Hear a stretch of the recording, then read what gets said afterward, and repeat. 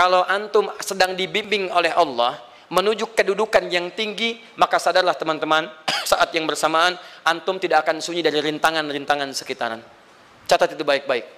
Anda kedudukan biasa, naik luar biasa, maka hambatannya itu akan semakin meningkat, tidak sama dengan sebelumnya. Anda orang kecil, diuji dengan ujian kecil. Anda orang menengah, diuji dengan ujian menengah. Anda kedudukan yang tinggi, maka akan diuji dengan kedudukan yang lebih tinggi lagi. Maaf, Allah tidak akan menguji dedaunan dengan angin yang menerpa akar. Pasti berbeda.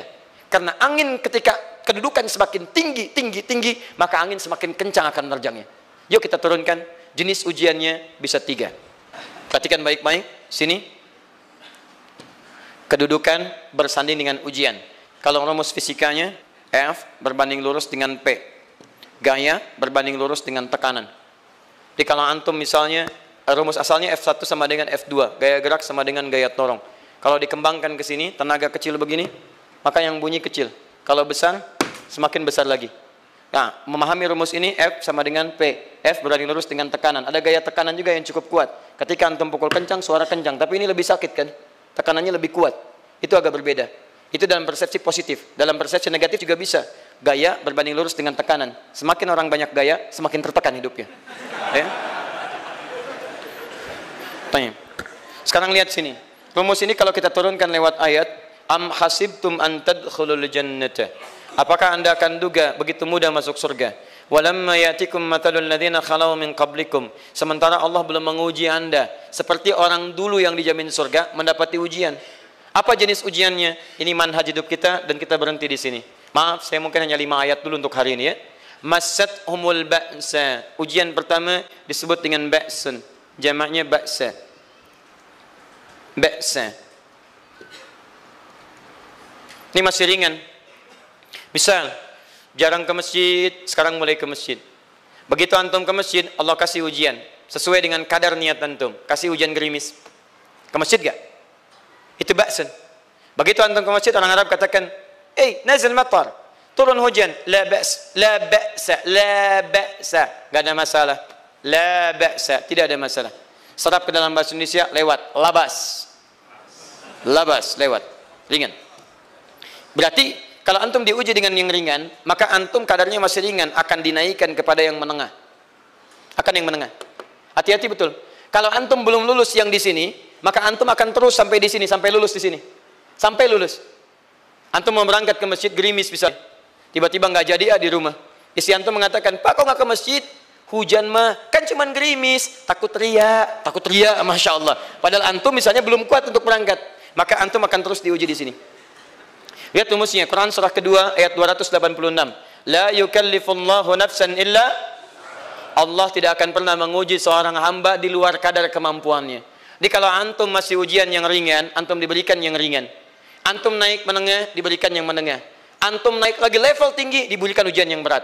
Menengahnya disebut dengan darrun. Wad-darra, dari ba'sun jadi darrun. Jamaknya darra. Sudah menyakiti fisik. Kena fisik, sudah melukai, hujannya makin deras. Ya, kalau dalam kehidupan yang ini mungkin celaan biasa. Duh, sudah berubah ya, Masya Allah. Sekarang jilbabnya sudah panjang, Masya Allah. Duh, semakin panjang ya, nyaingin Batman ya, Masya Allah. Udah banyak. Begitu sudah mulai pakai cadar, ninja, oh Masya Allah.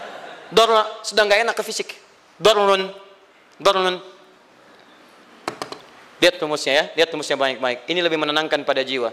Ketika anda dalam level-level seperti ini artinya Allah sedang menaikkan iman anda dalam level yang lebih tinggi lagi. Jadi ketika ada celaan menghunjam dalam lisan seseorang, sudah mulai menyakiti, itu sebetulnya pengakuan dari Allah lewat lisan orang itu, bahwa anda sedang diangkat keimanan pada tingkat yang lebih tinggi. Ada yang mengatakan, kamu kenapa sih pakai jilbab begitu? Yang biasa aja kali. Mah, yang iman biasa sudah banyak. Saya ingin menampilkan keimanan yang luar biasa. Supaya dengan iman itu saya lebih mendoakan mama. Saya menampakkan amalan-amalan. Mudah-mudahan pahalanya bisa buat mama. Masuk dengan bahasa yang baik. Masya Allah. Jadi kalau antum bisa melawan hal-hal demikian dengan bahasa yang indah, itu nyaman kepada jiwa. Kadang-kadang ada kalimat-kalimat yang tidak perlu pakai dalil, teman-teman sekalian. Kembalikan ke sini. Terakhir, wazulzilu zilzal. Zulzilu. Zilzal. Gempa, goyang. Dia ada ujian yang bisa menggoyangkan diri kita, membuat gempa hati kita. Antum sudah nggak kuat, kadang-kadang jalan sempoyongan, padahal nggak ada gempa di luar, cuman hati kita kayak kena goncangan. Diserang sana, serang sini, nggak bisa tidur, nggak bisa makan, tawarin ini susah, itu susah. Wazulzilu. Bahkan hatta yaqula Rasulullah walladzina amanu ma'ahu mata nasrullah. Sampai-sampai Rasul SAW, bahkan orang-orang beriman, bahkan yang setelahnya bisa mengatakan, kapan ini berakhir? Akan tiba masa Anda mengalami satu situasi sampai Anda mengatakan, kapan berakhirnya yang seperti ini? Serang, serang, serang. Perhatikan, jika Anda berada pada level ini, saya ucapkan selamat kepada Anda. Karena Anda akan diangkat pada kedudukan yang tertinggi di antara sekian ujian yang ada. Zuzan. Artinya Allah akan naikkan Anda pada derajat yang tinggi. Karena hukum ujian tadi, la yukallifullahu nafsan illa wus'aha. Allah nggak akan menguji seorang hamba di luar batas kemampuannya. Jadi kalau Anda sudah dipandang oleh Allah siap menerima yang ini, maka Anda akan diberikan zilzal. Kalau Anda nggak mampu, Anda hanya akan diberikan darra atau ba'sun. Dimohon maaf, kalau di antara jamaah yang hadir saat ini, Anda merasa sedang punya masalah yang berat, membuat hati Anda goyah, saya ucapkan pada Anda, dari sekian hamba Allah yang ada di muka bumi, cuman Anda yang diberikan itu. Artinya Allah akan mengangkat derajat Anda. Ayo bahagia. Dan yakinlah, bukan orang lain yang dititipkan, Anda yang diberikan. Allah percaya pada Anda, kenapa Anda tidak yakin? Bukan orang lain. Jadi mustahil Allah memberikan ujian berat kalau Anda nggak sanggup. Karena cuma Anda yang sanggup, Anda yang dikasih. Makanya jangan mengeluh. Jangan katakan, ya Allah, kenapa saya, ya Allah? Why me? Kata Allah, why not? Kamu yang bisa. Yang lain tidak. Dan tanpa harus Anda menuliskan status. Memang cuma saya yang sanggup. Oh, Masya Allah. Gak usah. Sadari. Kalau bukan sayang, Allah itu punya sifat adil. Gak mungkin menukar sesuatu di luar kadarnya. Antum tahu cicak? Halo? Jangan katakan wallahu alam, cicak. Cicak, baik. Bagaimana aktivitasnya? Merayap. Di mana? Dinding. Apa makanannya? Nyamuk. Nyamuk bagaimana aktivitasnya? Terbang. Pertanyaan saya, di mana keadilan Allah menjadikan makhluk yang merayap makanannya terbang? Kalau nyamuk masuk kategori pertama tadi, pintar dan tahu dirinya pintar, jadi mainan cicak. Cicak, ayo tangkap. Cicaknya cuma merayap, dianya terbang. Beruntungnya nggak ada nyamuk yang jenius.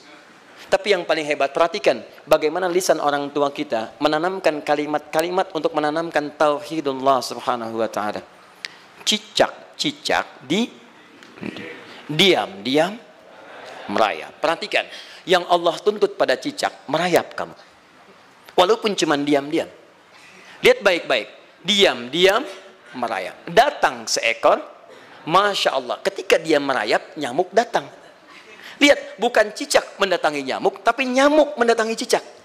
Kalau cicak tidak merayap, mustahil nyamuknya datang. Allah hanya tunjukkan, kamu merayap ya, nyamuk datang. Sekalipun dia merayap, cuman diam-diam, nyamuknya datang. Jadi hukum Allah itu kalau dipatuhi, nikmat kehidupan. Cicak gak merayap, nyamuk gak datang. Cicak merayap, nyamuk datang. Datang seekor nyamuk. Setelah itu, silakan. Ya.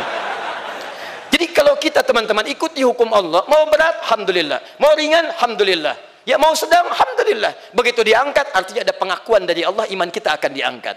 Cuman, bahasa Nabi Ya'qub alaihissalam kepada Yusuf alaihissalam, mesti ada persiapan dalam mengatasi itu semua. Tidak cukup hanya mendiamkan saja. Maka kata Nabi Ya'qub, jangan kisahkan dulu. Bikin dulu pemetaan-pemetaan untuk mudah mengatasi itu semua. Ini poinnya. Anda harus punya rencana. Maka Nabi Ya'qub menyiapkan, bekali dulu ini, siapkan itu. Kalau ambil ke aspek teori untuk kita sekarang, tafsir dari ini untuk menyelesaikan solusi di Quran surah kedua ayat 214 tadi, maka jawabannya ada di Quran surah ketiga ayat 142, paling kiri sebelah atas. Ini kanan sebelah bawah, ini kiri sebelah atas. Dan awal ayatnya dibuka dengan kalimat yang sama. Perhatikan, Al-Baqarah ayat 214 kalimatnya menggunakan am hasibtum an tadkhulul jannah. Ali Imran 142 am hasibtum an tadkhulul jannah.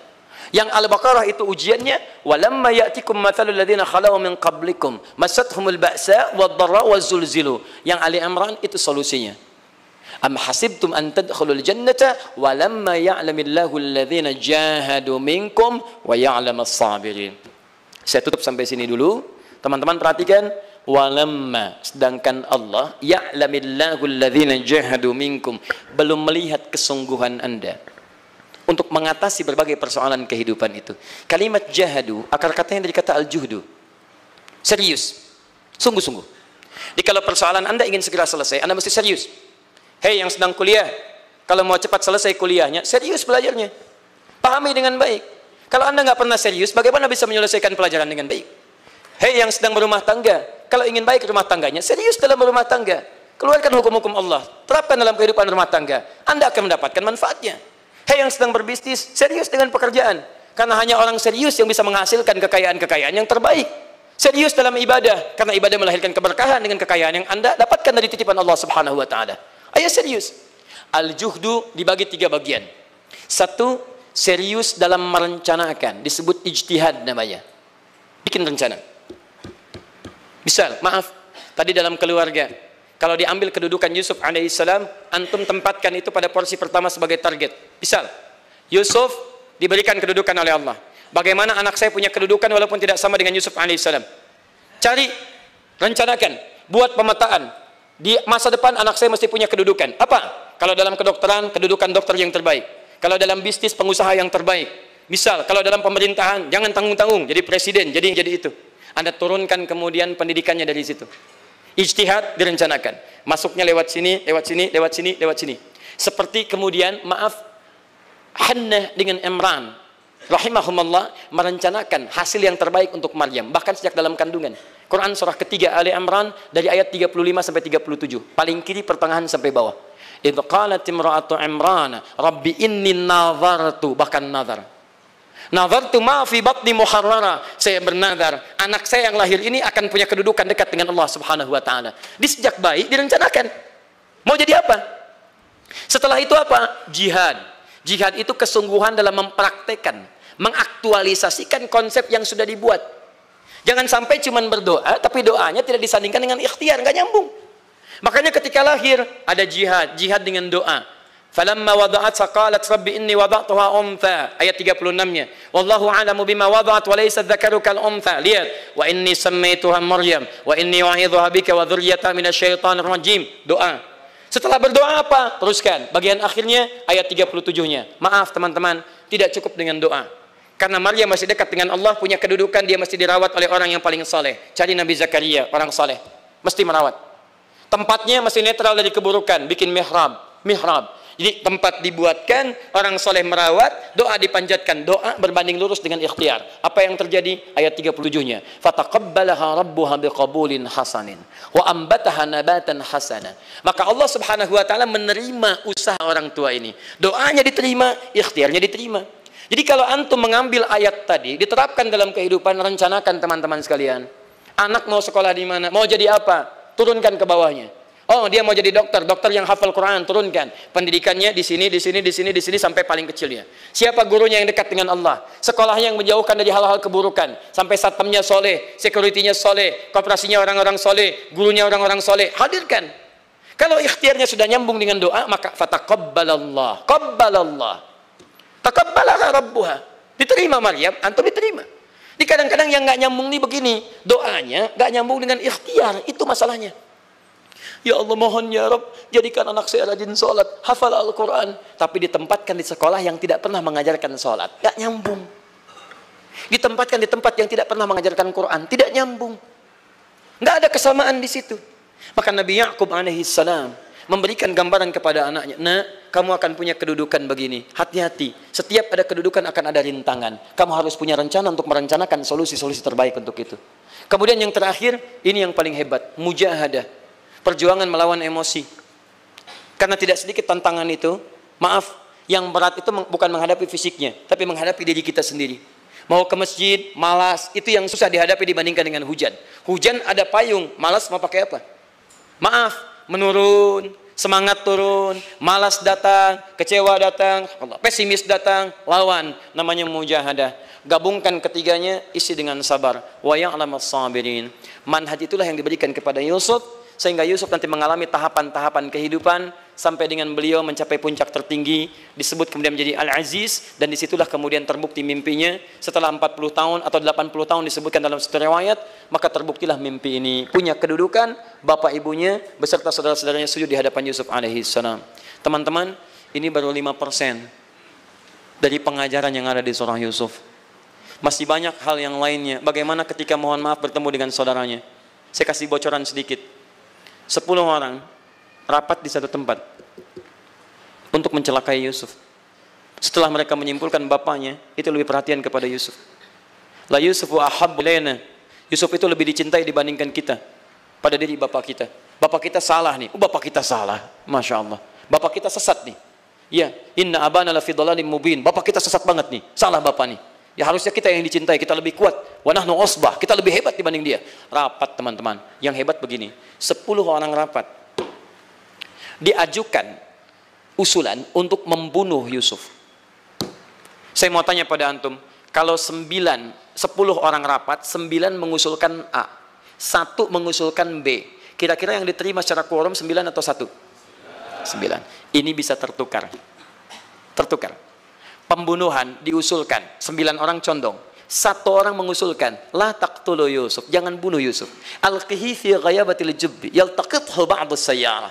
Cukup lemparkan dia ke tempat gelap, kemudian di tempat itu akan lewat para kafilah, dia diambil dan menjauh dari kita. Yang penting kan Yusufnya nggak ada, supaya dosa kita nggak berat-berat amat. Yusufnya ambil, itu kan tujuan kita. Lihat baik-baik, biasanya setan kalau sedang melakukan sesuatu itu nggak akan nanggung, nodong bisa pembunuhan, lempar bisa perampokan. Tapi ini yang aneh, kenapa 9 orang yang untuk membunuh itu tiba-tiba belok menyepakati rencana yang pertama? Yang 1 orang, 9 orang, 10 orang rapat, 9 punya A. Tiba-tiba yang 9 berpindah kepada yang B yang cuma 1 orang. Kenapa bisa terjadi? Ada rahasia di situ. Kapan rahasianya? Kapan-kapan kita bahas lagi.